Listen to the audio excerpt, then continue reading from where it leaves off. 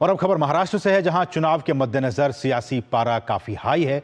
चुनाव में अब कुछ ही दिनों का वक्त बचा है। ऐसे में नामांकन के आखिरी दिन मंगलवार को कई नेताओं ने नामांकन दाखिल किया, लेकिन नामांकन खत्म होने के बाद भी विपक्षी गठबंधन महाविकास अघाड़ी में जो सीट शेयरिंग को लेकर टेंशन अब भी बरकरार है। हालांकि आज आखिरी दिन था नामांकन फाइल करने का, लेकिन अब भी महाविकास अघाड़ी में सब कुछ ठीक नहीं है, क्योंकि अब भी कुछ ऐसी सीट्स हैं जहां के लेकर पेंच फंसा हुआ है। क्योंकि एक दिलचस्प चीज़ें ये आ रही हैं कि अब भी चूंकि उसमें बहुत सारे जो दल हैं, वो जो प्रत्याशी है वो किसी और दल का है, और जो वो चुनाव का पर्चा भरने गया वो किसी और दल की तरफ से चुनाव का पर्चा भर दिया। तो ये कुछ दिलचस्प चीजें हैं, लेकिन अभी भी उसमें जो है वो पेंच फंसे हुए हैं। इस रिपोर्ट को आइए देखते हैं।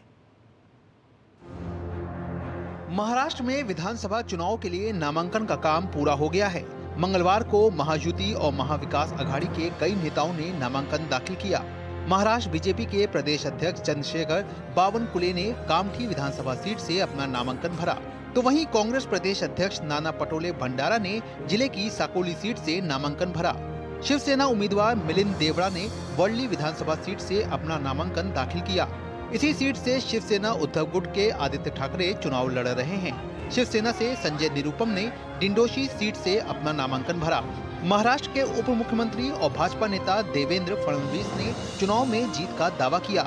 वहीं एनसीपी एससीपी प्रमुख शरद पवार ने चुनाव के शांतिपूर्वक रहने पर जोर दिया। प्रदेश अध्यक्ष चंद्रशेखर बावनकुळे जी ने, हमारे समीर मेघे जी ने, हमारे प्रवीण दटके जी ने, हमारे मिलिंद माने जी ने, हमारे सुधाकर कोहले जी ने नागपुर में पर्चा भरा है।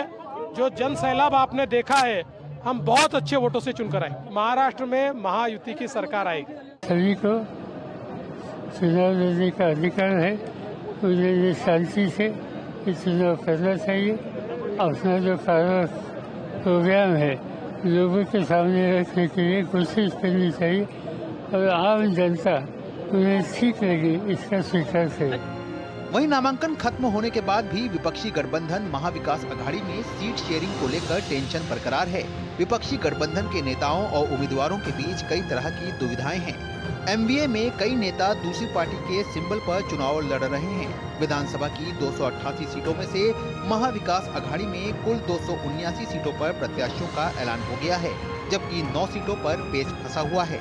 वहीं नामांकन वाले दिन भाजपा ने भी चौथी लिस्ट जारी की, तो वहीं शरद पवार के राष्ट्रवादी कांग्रेस ने भी 5 उम्मीदवारों की अपनी 5वीं लिस्ट जारी की।